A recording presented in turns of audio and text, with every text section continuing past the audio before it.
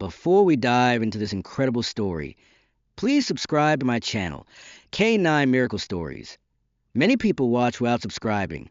At first, nobody took notice of the young girl, not the automated grocery scanner at the register. Unlike the mother who tries to fit two children into a shopping cart, not even the security man by the pharmacy, drinking lukewarm coffee. However, Rex took notice. In the middle of the journey, the German shepherd stopped, hackles up, ears up, and his nose twitching as a deep, eerie growl rumbled from his chest. That sound only signified danger to Officer Jenna Blake. The plan was to halt briefly. After her morning patrol, Jenna had completed the usual tasks.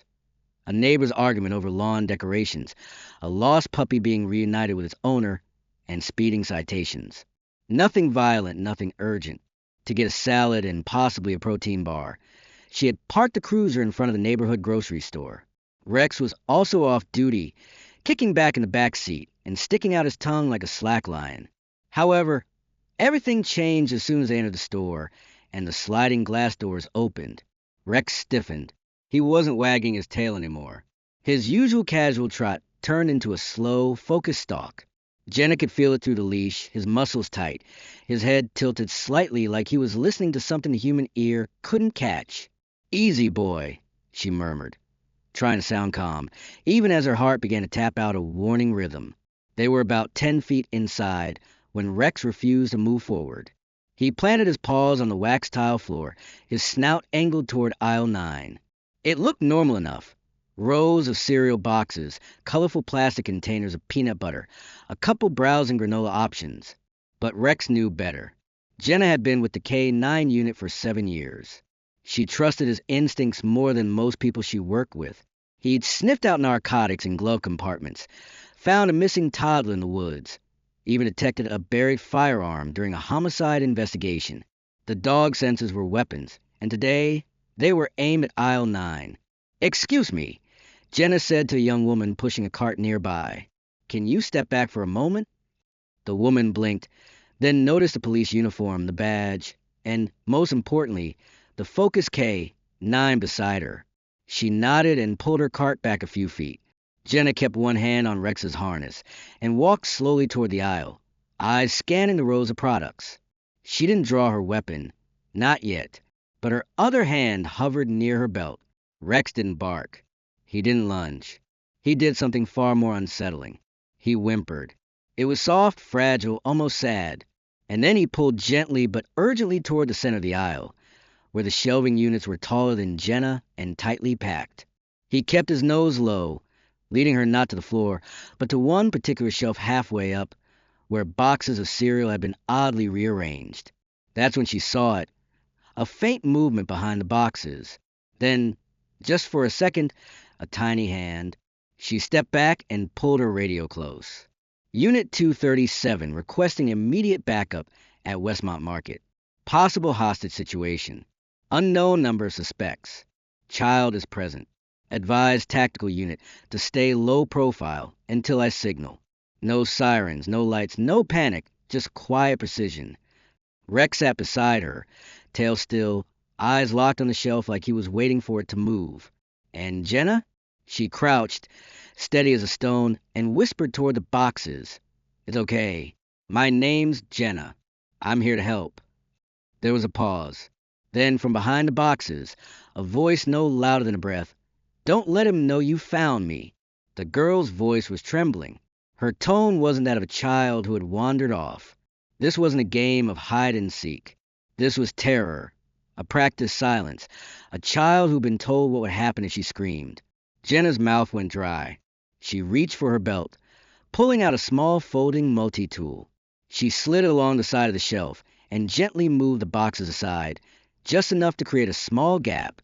Behind the cereal, huddled in a dark cavity between shelving units in the wall, was a girl no older than 6. Messy brown hair, wide, red-rimmed eyes. She clutched a pink backpack to her chest like a shield. Rex didn't bark or growl.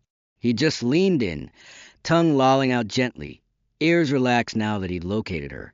Jenna reached out slowly, hand open. "Can you move, sweetie? Or is something holding you in there?" "My ankle," the girl whispered. He tied it to the bottom. If you believe stories like this matter, real heroes, four-legged and human, please take a moment to subscribe to our YouTube channel, K9 Miracle Stories. We bring you true stories of bravery, loyalty, and hope. You don't want to miss what happens next. Jenna didn't have time to process everything, but her instincts clicked into gear. She couldn't risk moving the girl yet. One wrong pull, and she could cause more pain or make noise. Instead, she whispered into her mic for the tactical team to enter through the stockroom quietly and check security footage. Meanwhile, Rex was gone. 1 second, he was beside her. The next, his body dropped low, and he took off around the corner, silent as a ghost, deadly as a missile. Jenna's breath caught. That meant the suspect was moving. She stayed with the girl, whispering reassurances while her radio crackled to life. Blake, K9 is pursuing a male suspect out back. Security confirms he entered employee-only zones multiple times this week. No badge, no name tag. Jenna clenched her jaw. A predator hiding in plain sight. In the dim space between shelves, the little girl began to cry. Not loud, not wild, just the kind of quiet sobbing that came when the danger might be passing. But the body hadn't caught up yet. "You're okay now," Jenna said. "You're doing so good. Just a little longer." "Okay." And through that narrow gap in the shelf, Rex's voice finally rang out. Not a whimper this time, but a ferocious bark from deep in the back of the store. Then a yell, a loud crash, and silence. 2 minutes later, officers were leading the handcuffed man out the loading dock door, face bloody from a headfirst fall into a metal shelf. Thanks to one furious K9. His name was Paul Crenshaw. He was an employee. He wasn't even from the area. But his car, parked 2 blocks away, had duct tape, zip ties, and photos of other children tucked into the glove box. They'd later learn he'd abducted the girl while she waited outside a school gate for her mom hours before. But that was part 2 of the story. Right now, Jenna was cutting the cord around the girl's ankle and pulling her free, gently, slowly. And as she lifted the tiny frame into her arms, the girl reached not for her, but for Rex. The dog licked her face once, then tucked his head beneath her arm. She didn't speak another word. She didn't need to. She was safe now. And Rex had known before any of them. The girl's name was Emmy. That's all she said when the paramedics arrived. Just her name and the color of her backpack. She was shivering in Jenna's arms, even though the summer heat outside still clung to the asphalt, and the air conditioning inside the supermarket was barely working. Her lips trembled. Her arms clutched Rex like he was the only solid thing left in the world. And to her, he probably was. "Let's get her into the rig," the EMT said softly, motioning toward the ambulance with its back doors open. Jenna didn't want to let go. Not yet. Rex sat obediently at her side, panting gently as if nothing extraordinary had just happened. But his coat was damp with sweat, and his eyes were glassy with fatigue. "Come on, buddy," Jenna whispered. "Let's walk her out." Outside, a crowd had started to gather. Neighbors, onlookers, people from the store who'd heard the commotion. Cell phones were out. Cameras clicked. A woman sobbed into her husband's chest. Jenna walked Emmy to the ambulance with one arm around her back and Rex at her heel. And in that moment, for just a second, everything felt silent. The kind of silence you get at a funeral or a miracle, nobody quite sure how to speak. As the EMTs lifted Emmy onto the gurney, she whispered something in Jenna's ear. "Can he ride with me?" Jenna looked at the paramedics, who exchanged a glance before nodding. "Yeah, sweetheart," one of them said. "He can ride with you." Rex jumped in and settled right next to her, his body curled protectively around her legs. By the time Jenna got back to the scene, badge back on, adrenaline fading, her sergeant was already talking to store security. "You okay?" he asked, watching her approach. "Yeah," Jenna said, wiping her forehead with her sleeve. "Rex is with the girl. They're heading to St. Luke's." "You did good." "No," she replied, glancing toward the back of the store. "He did good." Inside the manager's office, the store's head of security was replaying surveillance footage. The timestamp showed 8:37 a.m., 2 hours before Jenna had even walked in. There was Emmy in the school uniform described in the Amber Alert, walking calmly next to a man in a red polo shirt with a fake name tag. He smiled down at her like a parent would. No force, no struggle. Emmy just followed him. He must have tricked her, Jenna said, her stomach tightening. Or drugged her, the sergeant added. We'll know soon enough. The man, Paul Crenshaw, had already been arrested and transported to precinct. The detective were tearing through his online history, phone records, and storage unit leases.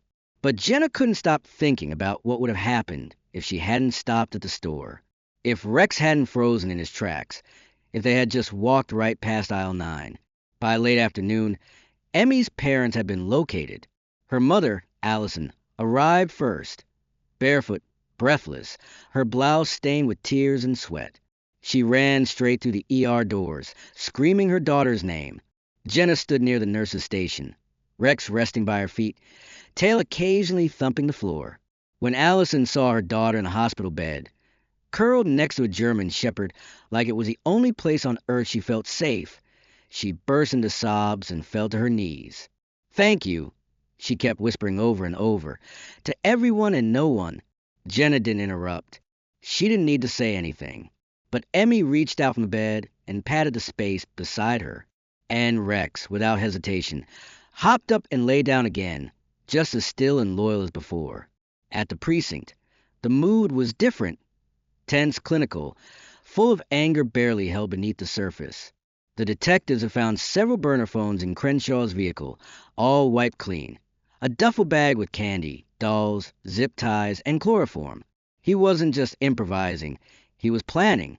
The FBI was called. This wasn't his first attempt. Probably not his first victim. But for once, they got there in time. And they got there because of a dog. That night, Jenna sat on her porch with Rex curled at her feet.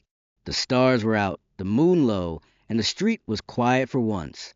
She held a cold beer in her hand, but barely drank it. She just kept replaying it. How he froze, how he whimpered, how he knew. Where does that come from, huh? She asked aloud. Rex looked up and gave a small huff, tail wagging once like a lazy fan. You're not going to tell me, are you? He didn't answer, obviously, but he leaned his weight against her leg in a way only dogs do. No words, no dramatics, just presence. Her phone buzzed. A text from Allison. She won't go to sleep unless Rex is around. She keeps asking if she can visit him. Jenna smiled. Her thumbs hovered over the screen. We'll be there tomorrow. She hit send and looked down at Rex. You got a fan, buddy. Don't let it go to your head. He responded by flopping over dramatically onto his back, paws in the air like a goofball. So much for the stoic hero. The next morning, the story hit the news. First local, then national.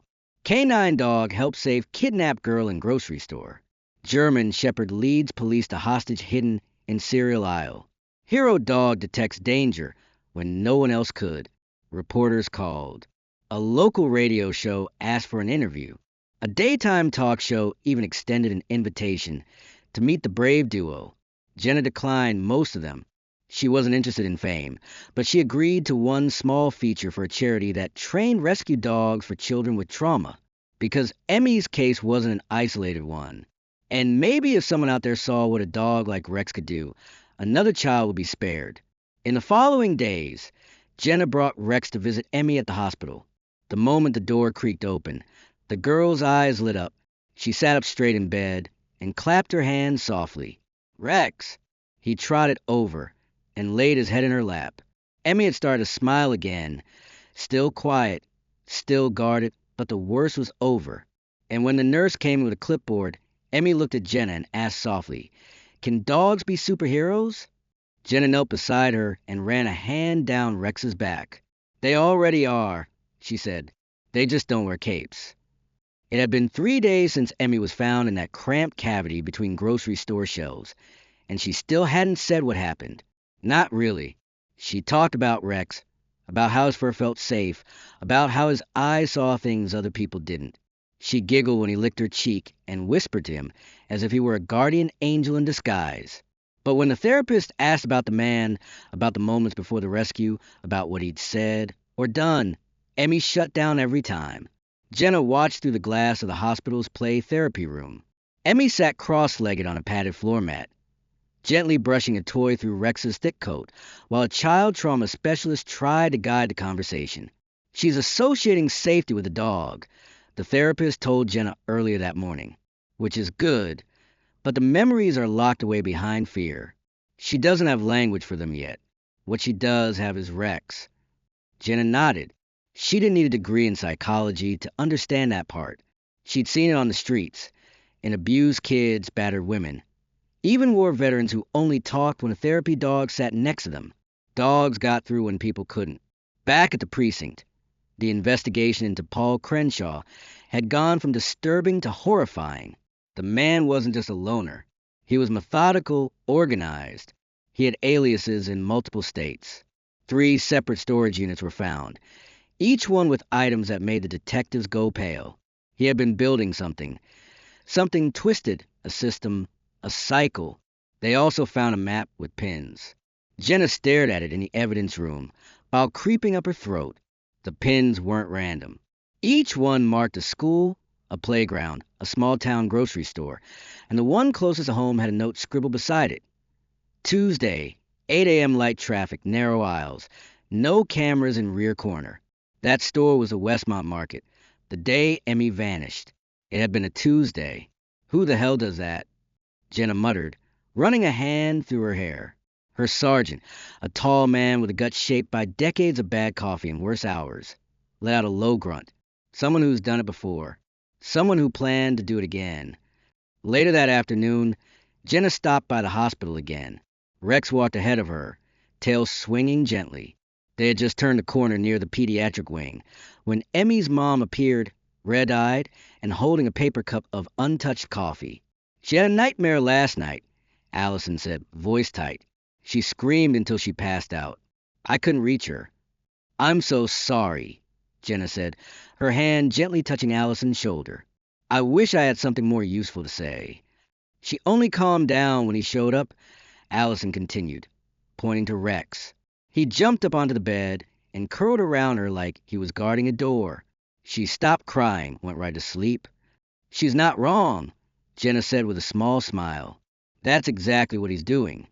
Inside the room, Emmy sat quietly, legs dangling off the side of her bed. Her arms were folded tightly around a small stuffed animal, a tan beagle with one floppy ear that she'd named Detective Wolf. Hi, she said softly when she saw Rex. He walked straight to her like he belonged there and placed his chin on her knee. Did you know he dreams too? She asked Jenna, not looking up. Sometimes he kicks his paws. I think he's running. I think you're probably right, Jenna said, pulling a chair closer. You okay if I hang out for a while? Emmy nodded. There were long stretches of silence after that, filled only by the soft buzz of the air conditioner and the occasional beep from a monitor. Then, without warning, Emmy spoke again. He didn't smile nice, she said. Jenna tilted her head. What do you mean? People who are nice, their eyes smile too. But his eyes didn't. They were dead. Jenna leaned in just slightly. Was that the man from the store? Emmy nodded. She was still petting Rex. He told me if I screamed, I'd never see my mom again. So I didn't. I was so quiet. But Rex still heard me. She looked down at the dog and smiled. He always hears.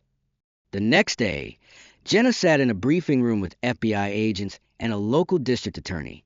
Photos of evidence were spread across the table.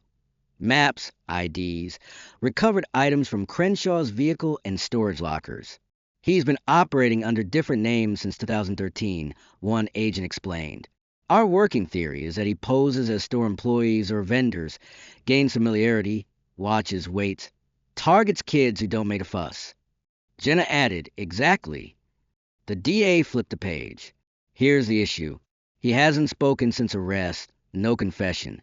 And Emmy's testimony, even if she were ready, would be legally delicate at her age. So what are you saying? Jenna asked. We need more, the DA replied.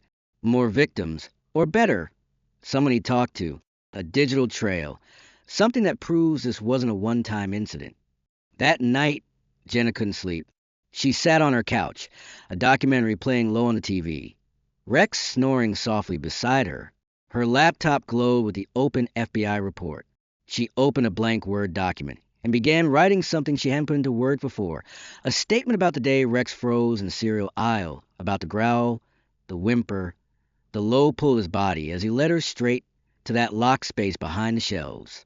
About how that dog had made a decision in that moment, a choice based not on logic, but instinct, a scent, a feeling, a knowing. By Friday, she'd written a full-page letter and sent a friend at a local paper.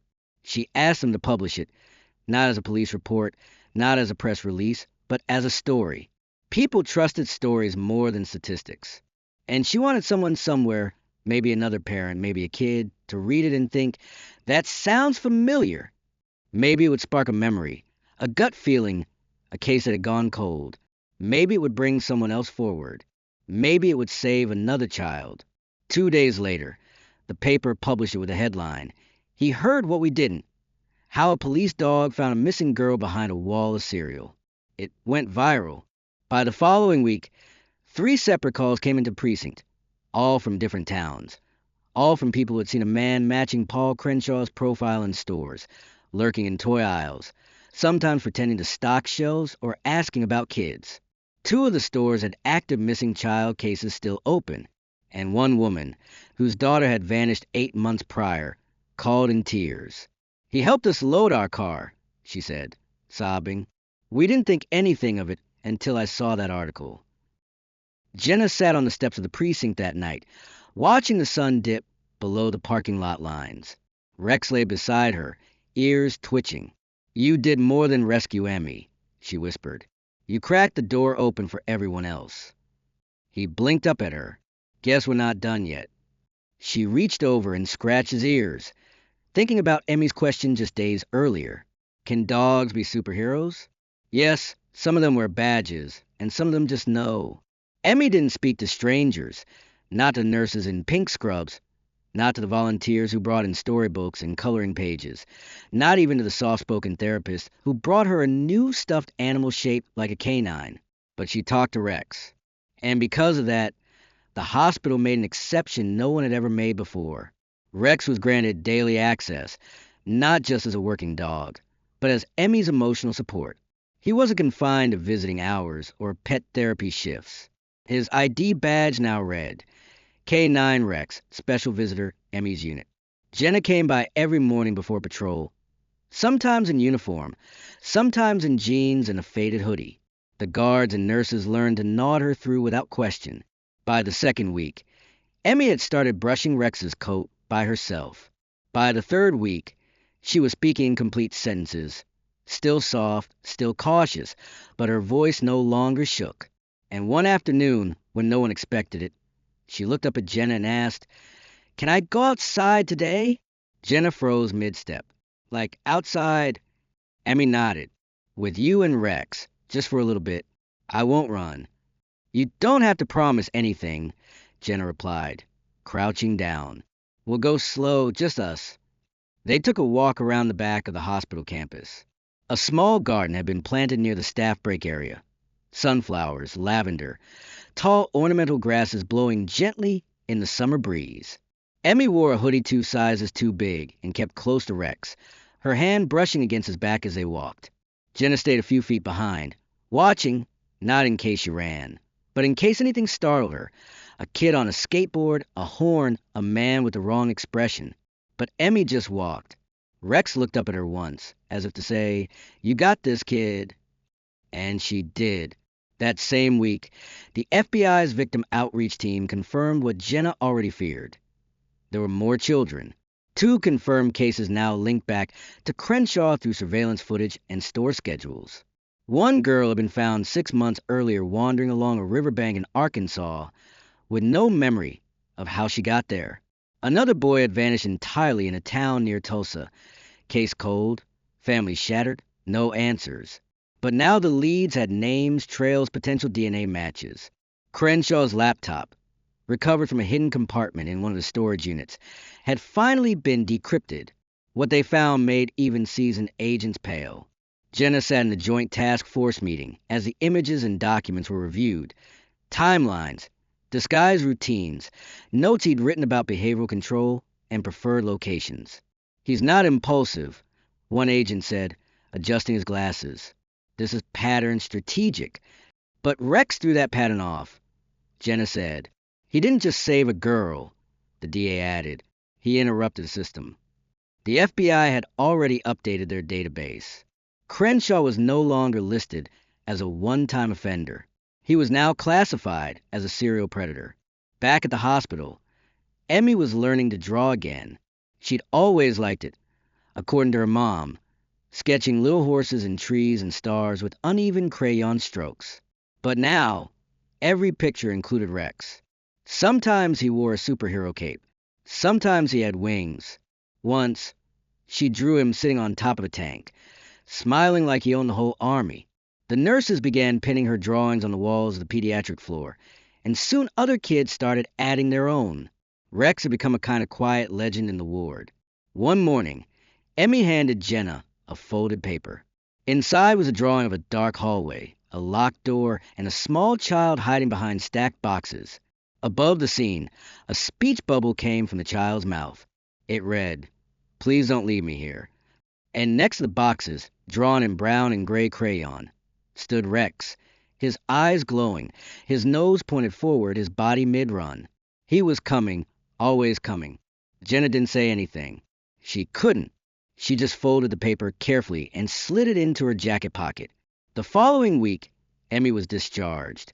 Her mom stood beside her with a packed duffel bag and a pink blanket draped over her shoulder. Emmy didn't say much, just petted Rex softly and looked up at Jenna. "I don't want to forget." "You won't," Jenna promised. "But I don't want to hurt any more when I remember." Jenna knelt down, brushing a strand of hair from Emmy's cheek. "That part might take time. But one day, you'll look back and remember how strong you were. You'll remember that a bad man didn't win." "Because Rex heard me," she whispered. Jenna nodded. "Because Rex heard you." In the weeks that followed, Emmy's story rippled across the country. News outlets followed the FBI's expanding investigation. Missing persons groups highlighted the case as a wake-up call for child safety inside seemingly safe public places. Local police departments across several states requested K-9 support expansion programs. Jenna was invited to speak on behalf of the unit. But when she got the mic, she didn't make it about herself. She made it about Emmy and Rex. "I didn't see her. None of us did. We walked right past her. The only reason she's alive is because Rex didn't ignore the little things. A smell, a sound, a presence we couldn't explain. So, I'm telling you now, sometimes when a dog growls, you need to stop and listen." The clip was shared over 4 million times in 48 hours.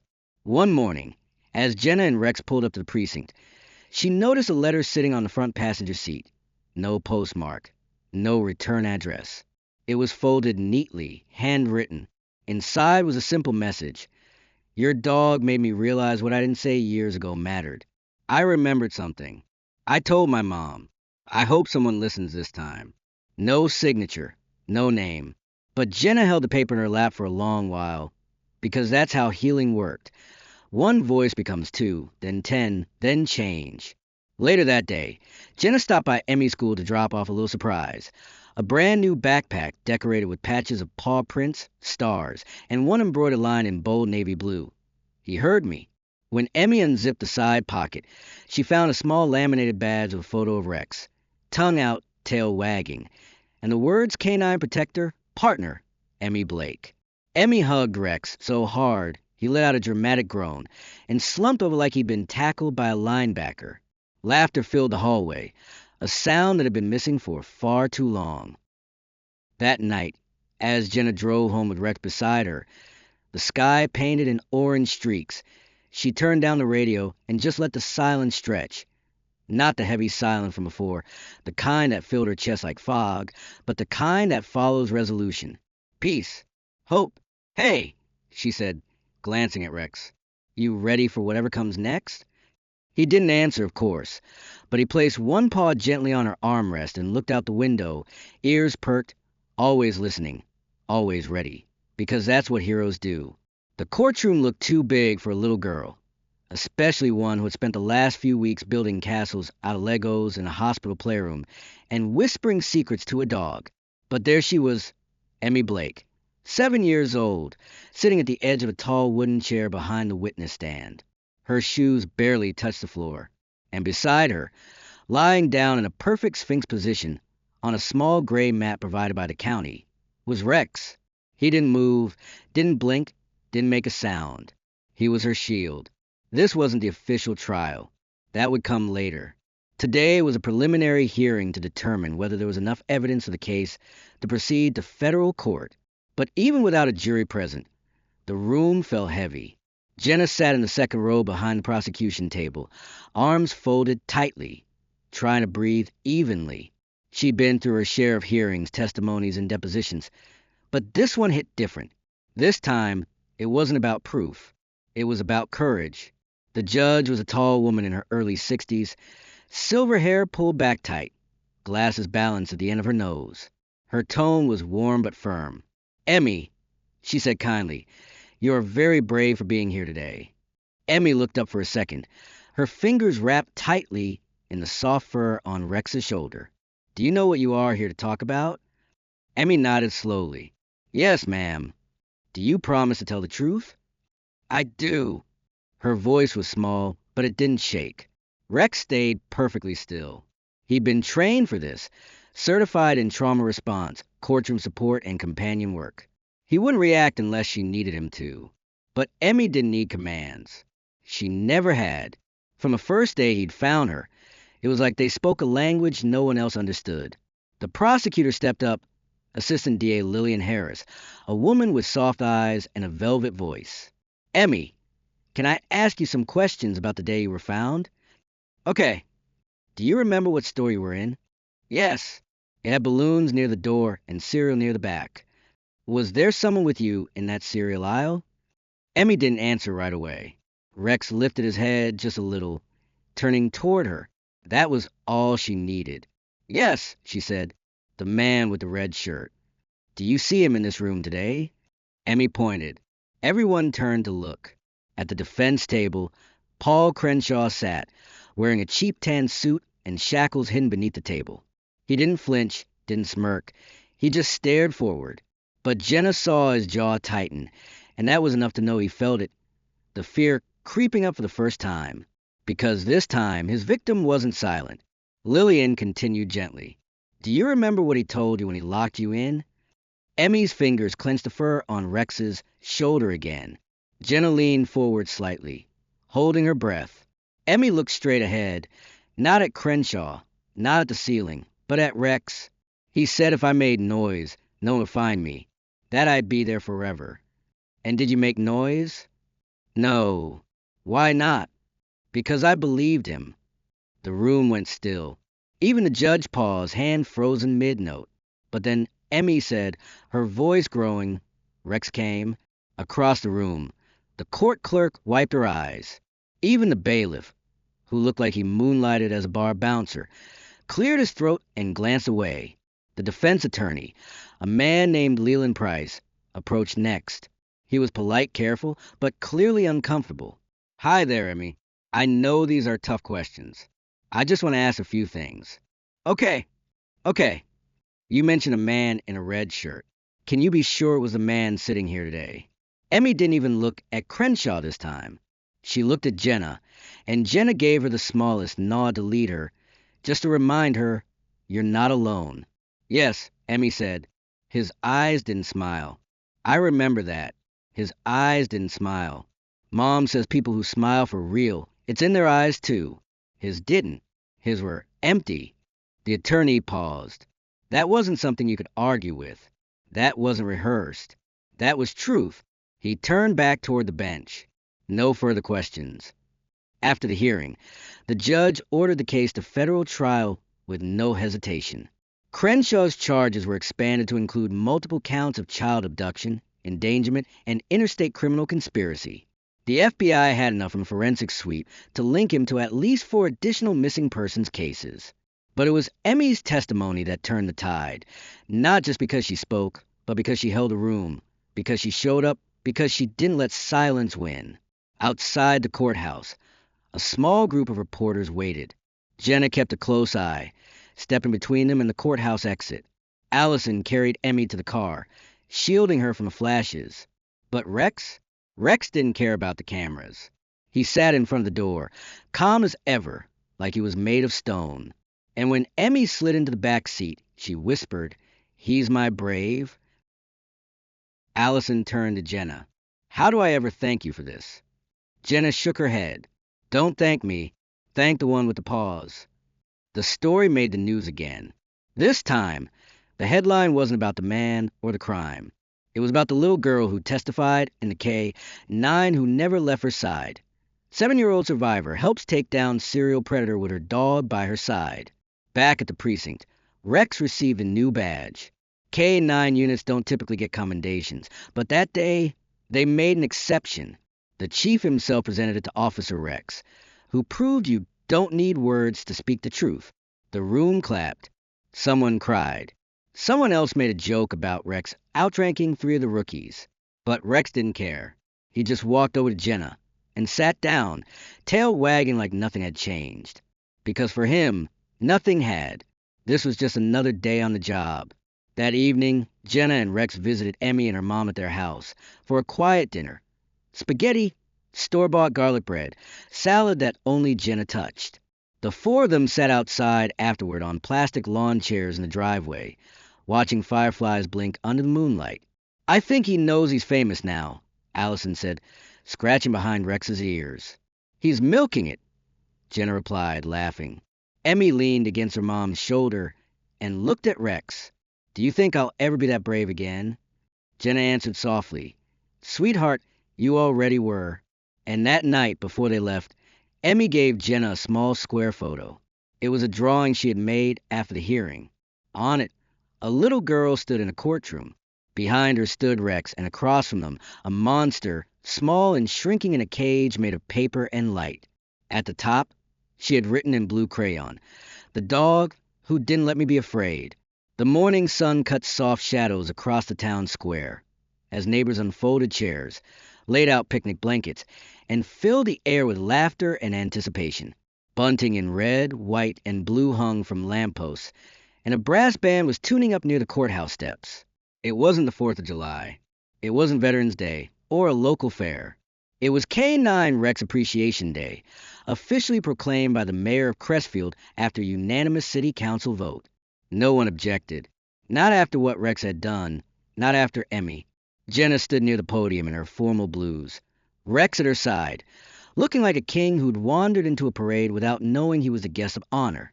His vest had been swapped for a shiny commemorative harness with "Hero" stitched across the side in bold white letters.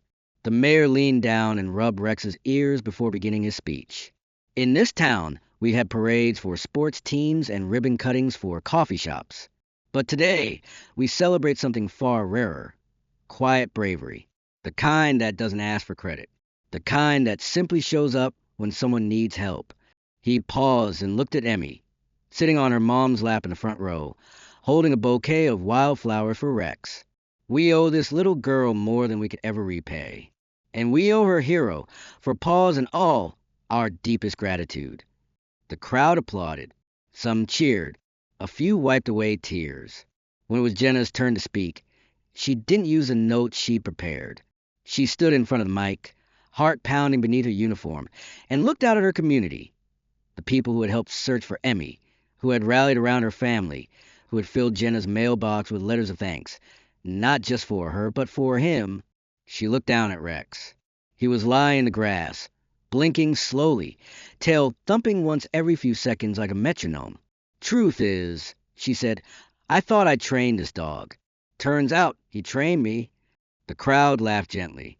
"He taught me to slow down, to listen, that you don't need to speak to say something that matters. And sometimes the people or animals you least expect are the ones who see what no one else can." She paused. He didn't just save Emmy. He gave her back her voice. And in doing that, he gave all of us something to fight for. After the speeches, a local school group sang, "You Got a Friend in Me," and Emmy placed her flowers around Rex's neck like a lei. He didn't love it, but he sat still for her, ears drooping slightly, tongue out in what looked suspiciously like a smile. Over the next few weeks, something surprising happened. The story spread beyond Crestfield. National news picked up again. And Emmy's drawing, the dog who didn't let me be afraid, was printed in a national parenting magazine. Letters poured in from other survivors, from parents, from teachers, from therapists who said they'd never seen a story resonate like this. One came from the governor's office. Another came from the office of a U.S. senator. And a third came from a military base in Kentucky. The letter from Kentucky wasn't about publicity. It was about a program, one that matched retired K-9s with children undergoing trauma therapy. A small project, underfunded but full of heart. They wanted Rex to be their ambassador. Just a few public events. The letter read, visits to schools, hospital drop-ins, not police work, but emotional support, a bridge between trauma and trust. Jenna read it twice before petting Rex's head. You ready for retirement, big guy? He yawned dramatically, then licked her wrist. That's what I thought. But retirement didn't mean fading away. It meant impacting more lives.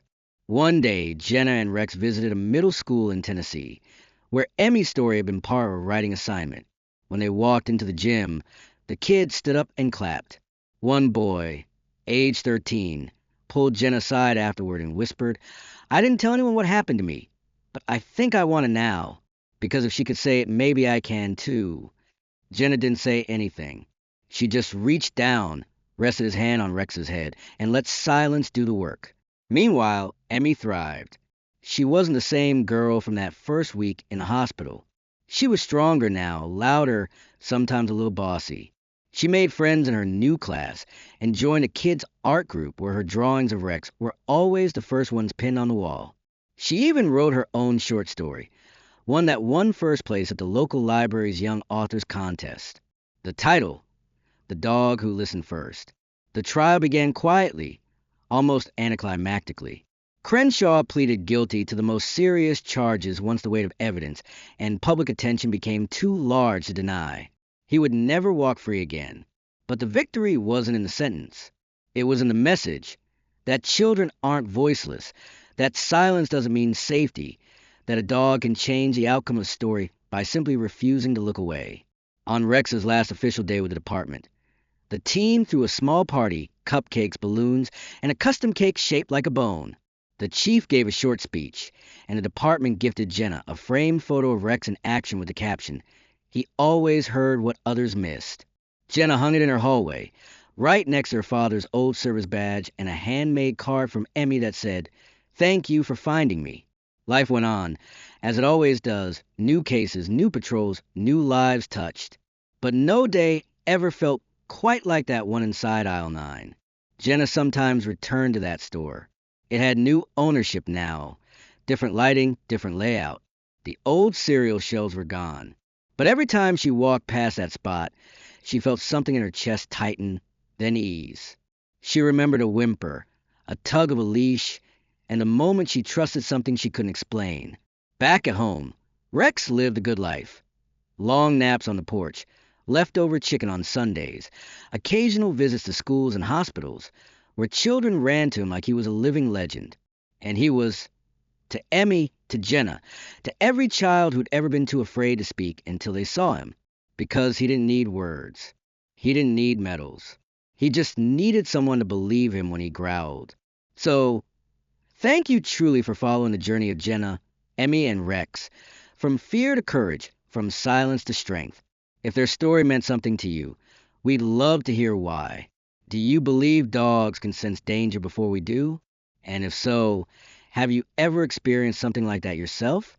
Let us know in the comments.